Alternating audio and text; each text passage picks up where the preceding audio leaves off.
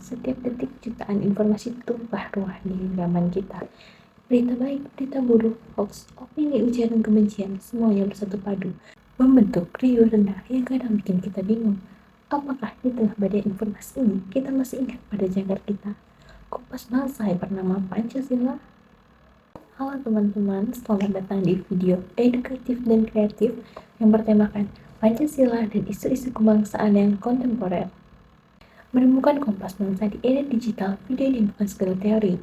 Kita akan membedah bagaimana Pancasila yang mungkin sering kita anggap kuno, ternyata sangat relevan untuk menghadapi isu-isu penting yang hits di zaman kita, dari hoax yang bikin pecah belah, intoleransi yang menjalar, sampai kesenjangan. Siap? Mari kita mulai petualangan kita. Untuk tahu kita mau kemana, kita harus tahu dari mana kita berasal. Pancasila bukan turun dari langit. Ia digali dari bumi pertiwi, dirumuskan oleh para pendiri bangsa yang luar biasa. Coba bayangkan, di tengah perbedaan suku, agama, dan budaya, mereka berhasil menemukan 5 prinsip dasar. Sila yang pertama, ketuhanan yang Maha Esa, menjadi kunci toleransi dan pluralisme. Sila kedua, kemanusiaan yang adil dan beradab, menjadi kunci empati dan martabat. Sila ketiga, persatuan Indonesia, menjadi kunci Bhinneka Tunggal Ika dan nasionalisme yang sehat. Sila keempat, kerakyatan yang dipimpin oleh hikmat kebijaksanaan dalam permusyawaratan perwakilan, menjadi kunci demokrasi dan mufakat.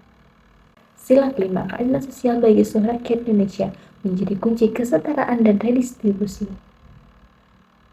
Ini bukan sekedar hafalan, tapi adalah fondasi berpikir, merasa, dan bertindak sebagai warga negara.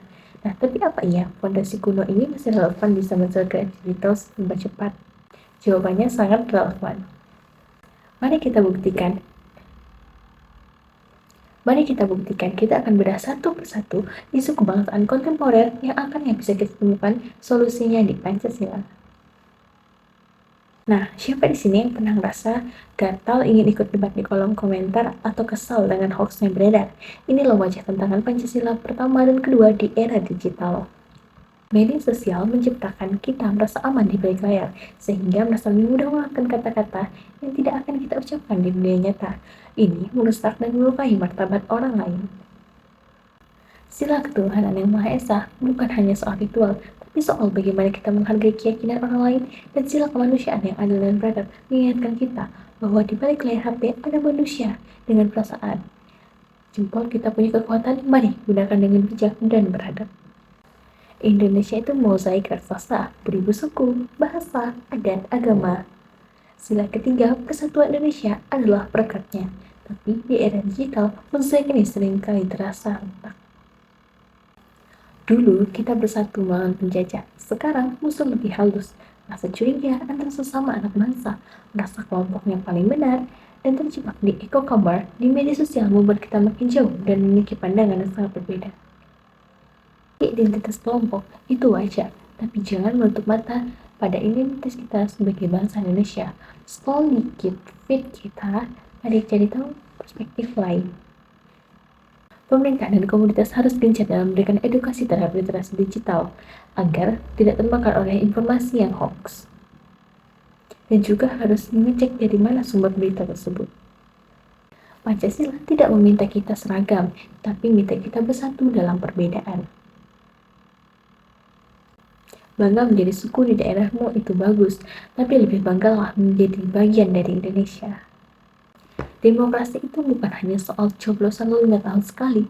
Sila keempat dan kelima adalah rupiah, kerakyatan yang dipimpin oleh hikmat kebijaksanaan dalam keadilan sosial seluruh rakyat Indonesia. Tapi apakah suara rakyat kecil benar-benar didengar?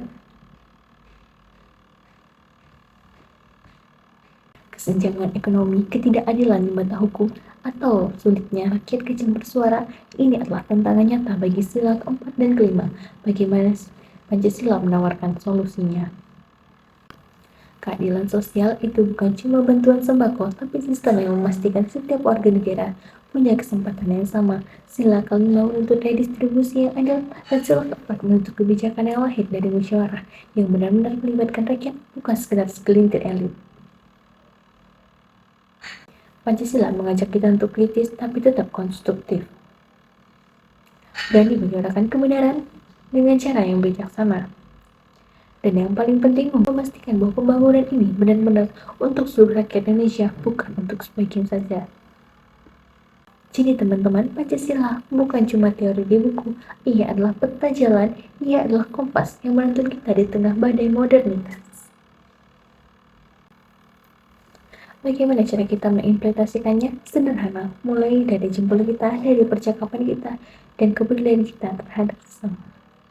Jadilah agen perubahan sejati yang mampu menyaring informasi, merangkul perbedaan, berjuang untuk keadilan, dan terus membangun persatuan, karena masa depan Indonesia di tangan kita. Indonesia itu besar, tapi apakah hanya besar di peta? Atau besar di dalam jiwa? Kita punya 17.000 pulau, tapi kadang satu komentar di Facebook bisa bikin kita merasa bukan lagi satu saudara. Hari ini kita bicara tentang Pancasila, bukan sebagai hafalan upacara, tapi sebagai solusi untuk masalah yang kita hadapi di layar HP kita. Sila pertama bicara soal Tuhan, sila kedua soal kemanusiaan, tapi kenapa di internet atas nama Tuhan seringkali kehilangan kemanusiaan? Karakter A menyebarkan berita palsu tentang rumah ibadah karena panik. Karakter B langsung memaki karakter A di kolom komentar. Kita jujur pada data. Sila kedua mengajarkan adab. Jika pesanmu benar, tapi caramu beda, kamu gagal berpancasila. Sila ketiga, persatuan Indonesia. Dulu musuhnya company, sekarang musuhnya algoritma. Media sosial hanya menunjukkan apa yang kita suka, kita hidup di gelembung masing-masing. Sila keempat berbicara demokrasi, sila kelima berbicara keadilan sosial. Masalah kontemporer kita, digital device. Bagaimana musyawarah kalau punya satu orang 5G dan satu orang lagi nggak punya sinyal? Isu kebangsaan kita sekarang adalah keadilan algoritmik. Isu kebangsaan kita sekarang adalah keadilan algoritmik. Apakah sistem hukum kita tajam ke bawah tapi tumpul ke mereka yang punya kekuasaan di media sosial? Pancasila menuntut kita untuk memastikan pembangunan tidak hanya membangun gedung, tapi membangun martabat orang kecil.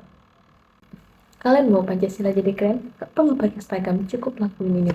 Sila pertama, hormati waktu ibadah temanmu saat kerja kelompok. Yang kedua, jangan menjadi cyberbully, karena itu tidak hanya berdampak pada orang lain, tapi berdampak pada dirimu sendiri, di mana hidup berkelompok tidak menjamin kamu untuk hidup selalu merasa nyaman. 3. Lebih banyak beli produk lokal dibanding barang impor, karena produk lokal dihasilkan oleh Indonesia sendiri, di mana kita dapat membantu ekonomi sesama masyarakat kita. Sila keempat, jangan ghosting kalau ada masalah, bicarakan baik-baik, yaitu seperti musyawarah. Kalau ada masalah, bicara baik-baik dan lakukan musyawarah. Ini bertujuan dan berdampak untuk kepentingan bersama agar tidak terjadi kesalahpahaman. Sila kelima, sisihkan uang jajan buat mereka yang butuh di sekitar, di mana di saat kita bertemu dengan orang yang sangat membutuhkan, kita dapat membantu seperti contohnya seperti anak-anak mati, yang pasti mereka sangat membutuhkan biaya untuk membeli susu, pampers, popok, dan lain-lain. Pancasila itu oksigen, gak kelihatan, tapi kalau gak ada nanti, kita mati. Isu-isu hari ini, politik identitas, hoax, kesenjangan, memang berat. Tapi selama kita masih mau duduk bareng dan mengakui kalau kita semua punya martabat yang sama, bangsa ini gak akan pecah. Tugasmu bukan sekedar menghafal butir-butirnya, tapi menjadi perwujudannya. Saya, Dian Citra, jaga Indonesia. Salam Pancasila. Kita hidup di negara dengan sopan santun tertinggi di dunia secara tradisional. Namun, menurut survei DCI, kita hidup di negara yang sopan santun tertinggi secara tradisional. Namun, menurut survei, netizen kita sempat disebut paling tidak sopan di Asia Tenggara, di mana letak manusiaan yang ada dan beradab saat jempol kita menari. Di era cancel culture, kita sangat cepat menghakimi orang tanpa tabayun atau klarifikasi. Sila kedua menuntut kita melihat manusia sebagai manusia, bukan sebagai objek yang bisa dihancurkan reputasinya dalam satu malam. Cyberbullying dan dampaknya terhadap mental remaja. Indonesia bukan berarti kita nutup diri kita dari dunia, tapi bagaimana kita menjadi pemain global tanpa kehilangan jati diri. Nasionalisme hari ini bukan lagi angkat senjata, tapi angkat karya.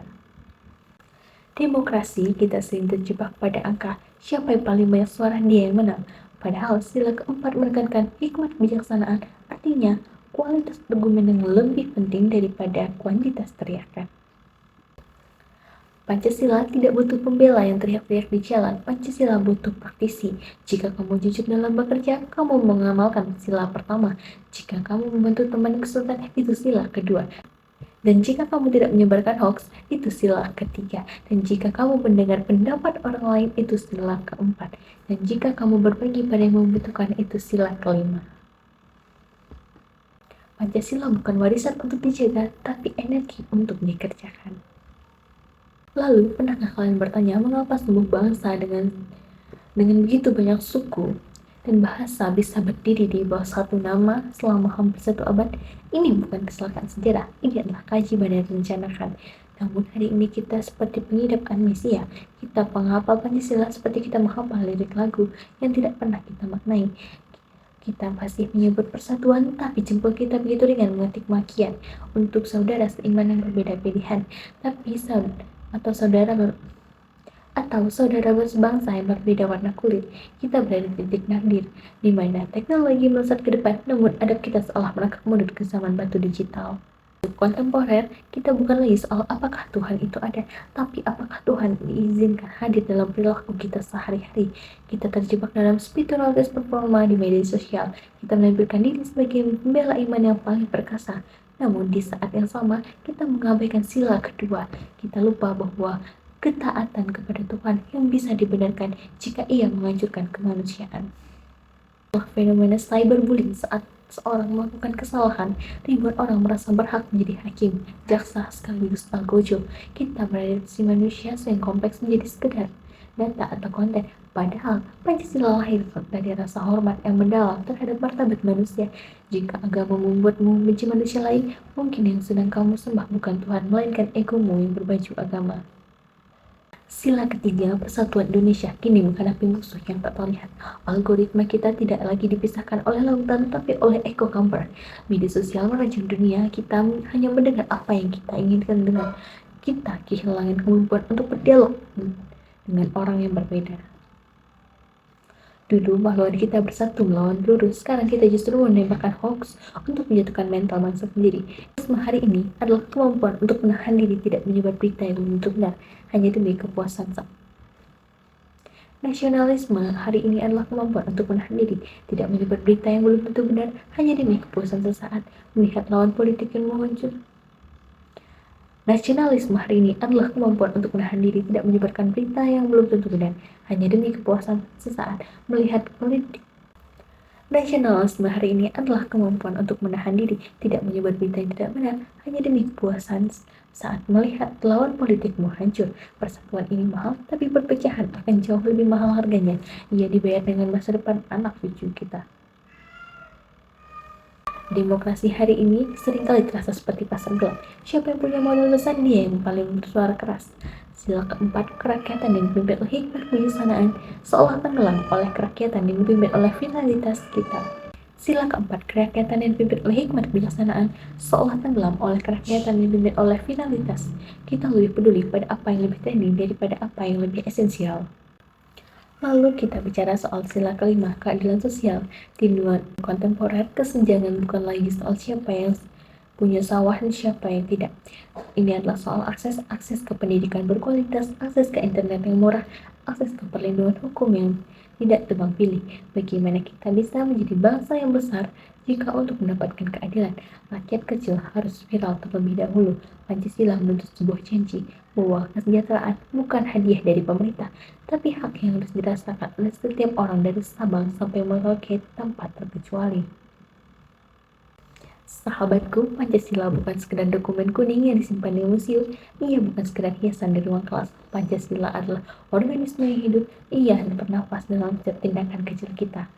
Ia ada di saat kamu memilih untuk tidak membalas hinaan dengan hinaan. Ia ada di saat kau lebih memilih produk tetanggamu daripada produk asing. Ia ada di saat kamu berani bersuara melawan ketidakadilan meskipun itu sulit. Isu-isu kebangsaan hari ini membuat polarisasi hoax, kesenjangan ekonomi, dan krisis moral digital adalah badai yang nyata. Namun ingatlah, karang tidak hancur karena ombak. Kita adalah karang itu dan Pancasila adalah nafas yang memberi kita kekuatan untuk berdiri tegak. Indonesia tidak akan bubar selama di dalam dadamu masih ada getaran saat mendengar lagu Indonesia Raya.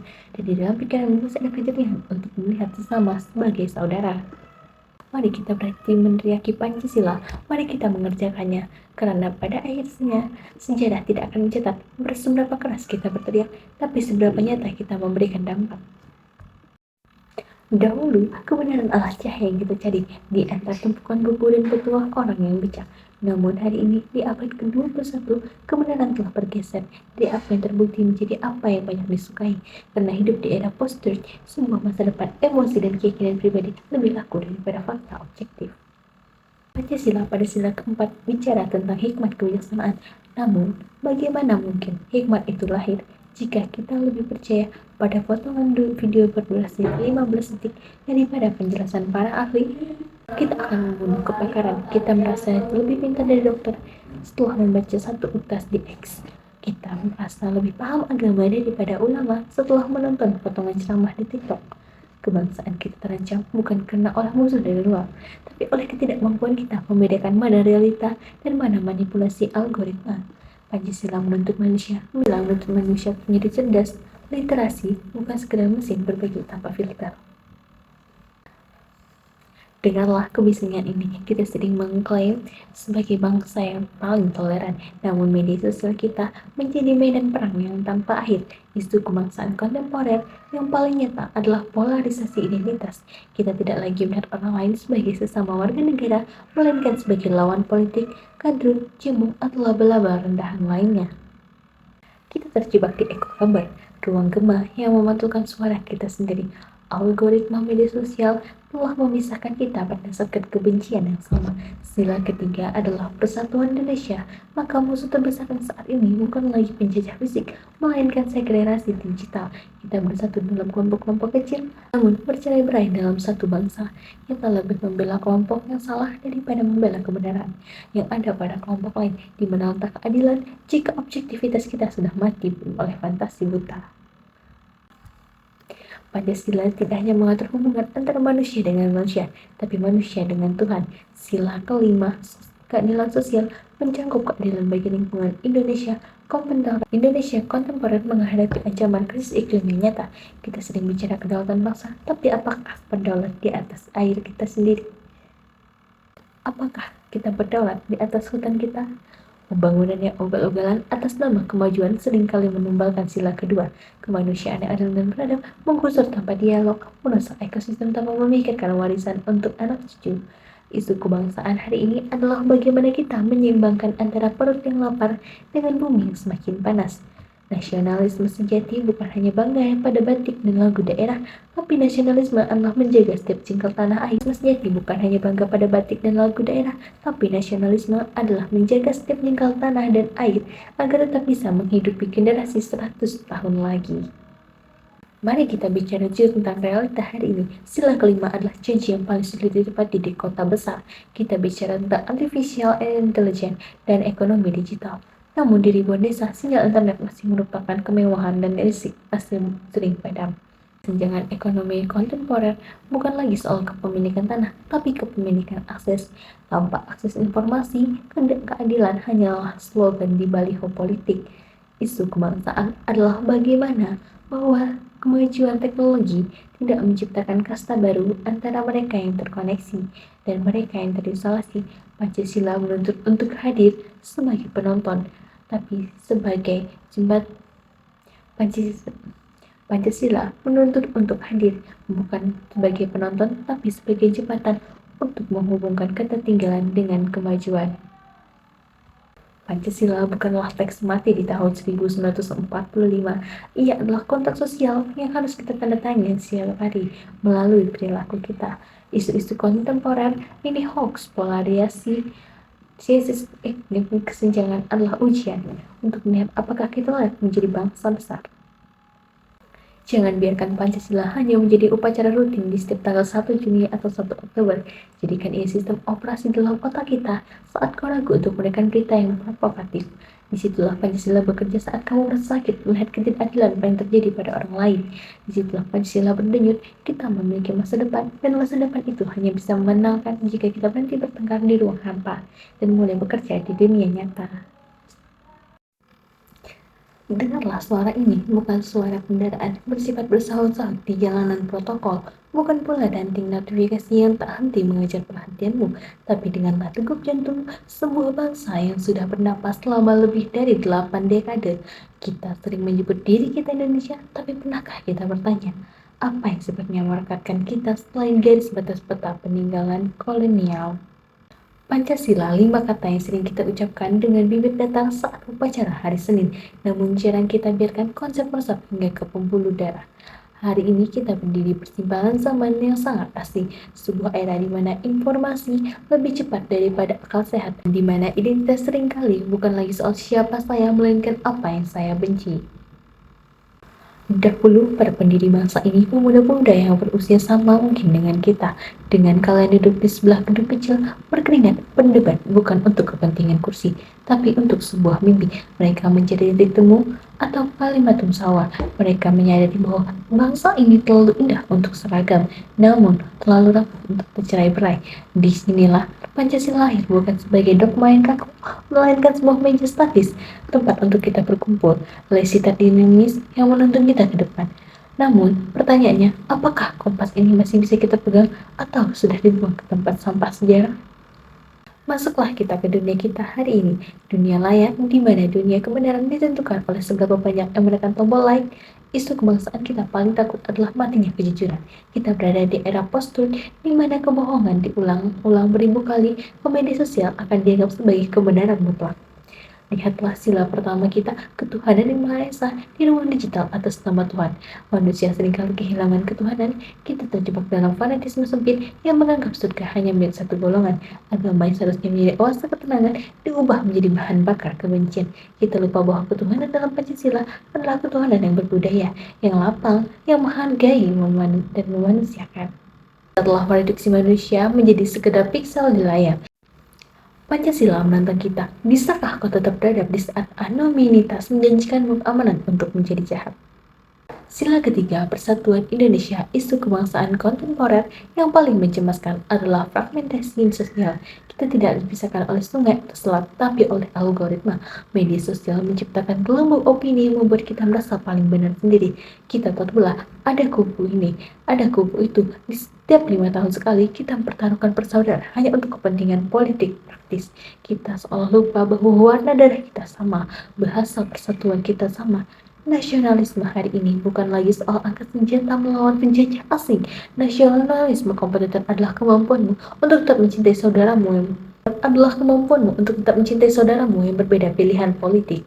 Namun, harmoni itu sedang terancam oleh narasi-narasi kebencian yang diproduksi secara massal. Kita sedang menghadapi perang urat syaraf di mana seluruh pelurunya adalah hoax dan senjatanya adalah HP di tangan masing-masing. Jika kita terus membiarkan kebencian ini tumbuh, kita sendiri akan musnah di luar.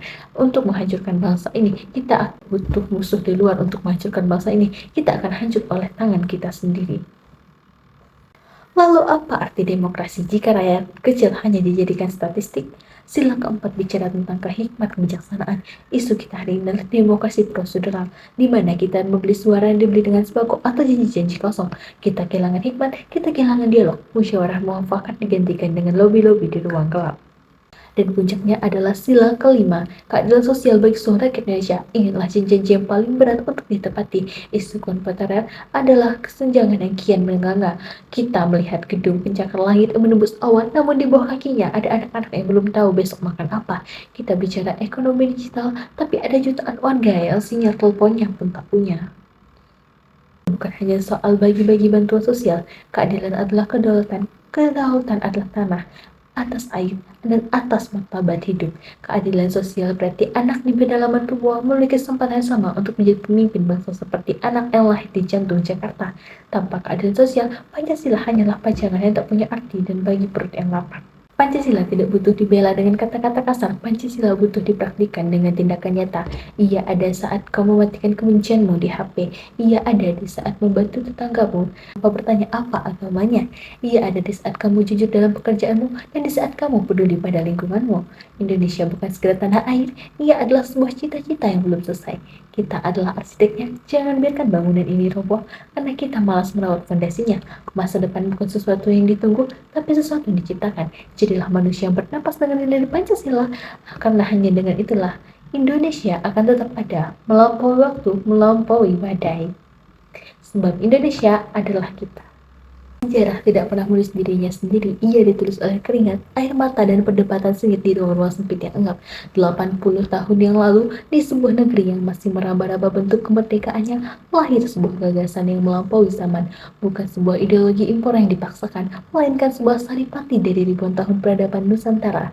Kita menyebutnya Pancasila. Kita jujur pada diri kita sendiri. Hari ini Pancasila lebih sering kita temukan di sampul buku tulis sekolah atau di baliho-baliho politik yang kusam daripada di dalam perilaku. Kita sedang mengalami apa yang disebut sebagai inflasi simbol. Kita tidak punya banyak upacara, tapi kita krisis makna. Kita punya banyak jargon, tapi defisit aksi. Mengapa kita harus belajar Pancasila? Karena bangsa ini sedang berada di tengah badai komputeran yang tidak terlihat oleh mata telanjang. Badai itu bernama krisis identitas, polusi informasi, dan fragmentasi sosial. Kita sedang bertaruh apakah kita akan jadi bangsa besar yang memimpin dunia, atau kita hanya menjadi catatan kaki dalam buku sejarah bangsa yang gagal merawat keberagamannya. Itulah segmen yang paling intim dalam hidup kita hari ini. Genggaman tangan kita, isu komputeran yang paling nyata adalah Tuhan adalah Al-Quran. Sila pertama, ketuhanan yang Maha Esa menuntut kita menjadi manusia yang memiliki kompas moral. Tapi lihatlah realitanya, agama seringkali diubah menjadi komoditas politik dan senjata untuk menghakimi. Kita lebih sibuk berdebat tentang cara menyembah Tuhan, namun kita lupa mencintai ciptaannya. Lihatlah sila kedua, kemanusiaan yang adil dan beradab. Inilah isu paling berdarah di era internet. Kita sedang menyaksikan lahirnya barbarisme digital atas nama kebebasan. Kita merasa sah untuk menghancurkan hidup seseorang melalui layar, fenomena doxing, perundungan siber, dan pengucilan massal yang menjadi tontonan harian. Di mana letak keadaban kita ketika tertawa melihat penderitaan orang lain yang berbeda dari pandangan dengan kita. Pancasila tidak mengenal kasta digital, ia menuntut keadilan bagi semuanya, termasuk keadilan untuk mendapatkan martabat dan privasi. Isu kebangsaan hari ini bukan lagi soal jarak fisik antar pulau, tapi soal jarak antar hati yang semakin menjauh karena kebencian yang dipelihara oleh layar. Sila ketiga, Persatuan Indonesia, sebuah kalimat yang terdengar megah, namun hari ini terasa sangat rapuh. Isi komputeran kita adalah fragmentasi pikiran, algoritma media sosial telah menerjemahkan kita pada echo chambers. Kita hanya berteman dengan orang yang setuju dengan kita. Kita hanya membaca berita yang mendukung prasangka kita. Akibatnya, kita kehilangan kemampuan untuk berdialog. Persatuan bukan berarti kita harus menjadi robot yang seragam. Persatuan adalah kesepakatan untuk kita tetap tinggal di bawah atap yang sama, meskipun selera musik kita berbeda. Namun, musuh kita hari ini adalah politik identitas yang ekstrim. Narasi kami versus narasi mereka telah meracuni hingga ke meja makan keluarga kita. Kita telah bangga menjadi bagian dari kelompok kecil daripada menjadi bagian Indonesia yang besar. Itu kebanggaan kontemporer adalah bagaimana kita bisa tetap menjadi satu di tengah gempuran informasi yang ingin menjadi banyak, yang saling bermusuhan. Jika kita gagal memahami bahwa perbedaan adalah kekayaan, maka kita sebenarnya sedang mengaliku berbagi masa depan sendiri. Mari kita bicara tentang perut dan keadilan. Sila keempat dan kelima adalah ruh dari kesejahteraan. Isu kebangsaan kita saat ini adalah kesenjangan yang tersembunyi. Kita bangga dengan prasangka pertumbuhan ekonomi, tapi apakah angka itu sampai ke piring makanan rakyat pelosok pegunungan? Demokrasi kita hari ini seringkali terjebak dalam tontonan. Kita bicara tentang pemilihan, tapi kita lupa tentang kebijaksanaan. Musyawarah digantikan dengan adu suara, argumen digantikan dengan sentimen. Sila keempat menuntut kepemimpinan yang berhikmat, bukan kepemimpinan yang mengejar viralitas.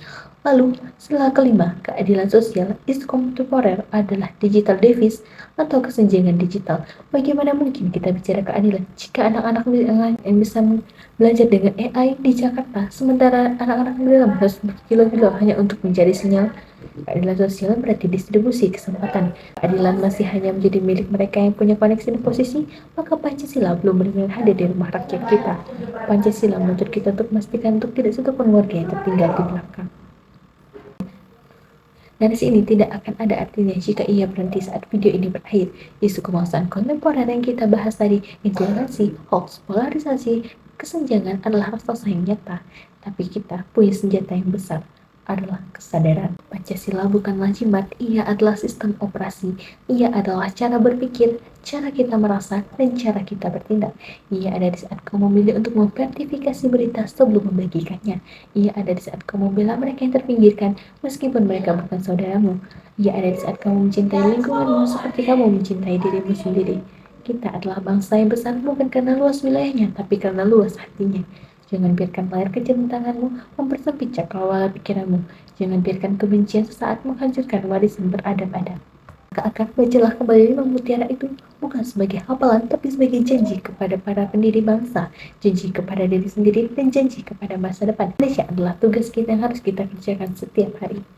Menembus penyerangan, kita telah membedah luka-luka kebangsaan kita dan riuhnya polusi informasi, tajam yang melatih polarisasi, hingga sunyinya jeritan ketidakadilan di sudut-sudut negeri yang tidak terjangkau sinyal.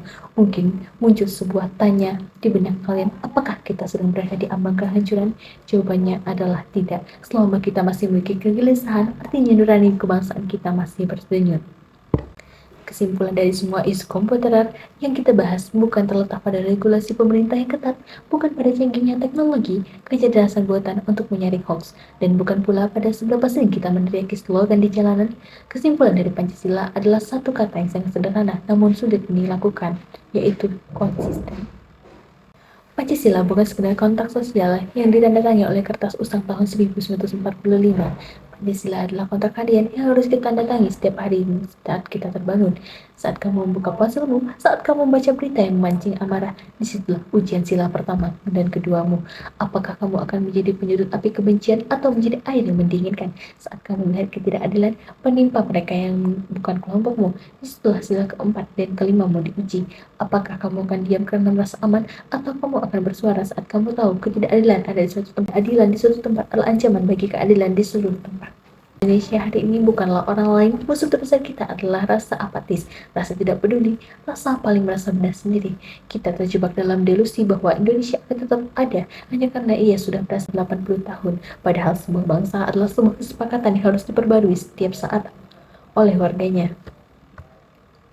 Isu-isu kebangsaan kontemporer, baik itu isu postur, krisis ideologi, maupun kesenjangan digital, hanyalah ujian untuk melihat seberapa Indonesiakah kita saat sedang diuji.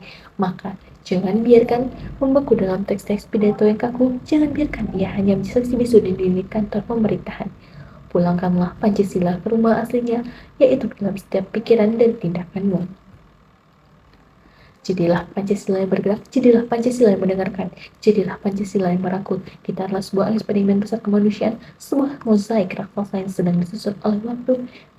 Kadang warnanya memudar, tapi selama kita masih memegang bingkai yang bernama Pancasila, kita tidak akan pernah hancur.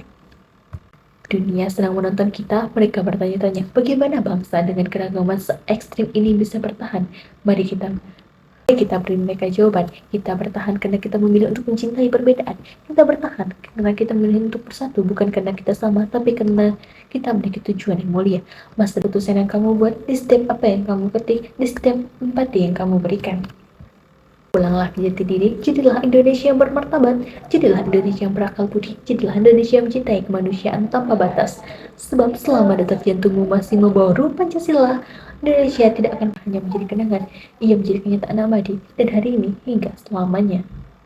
Saya Dian Citra, pamit undur diri, sampai jumpa di video berikutnya.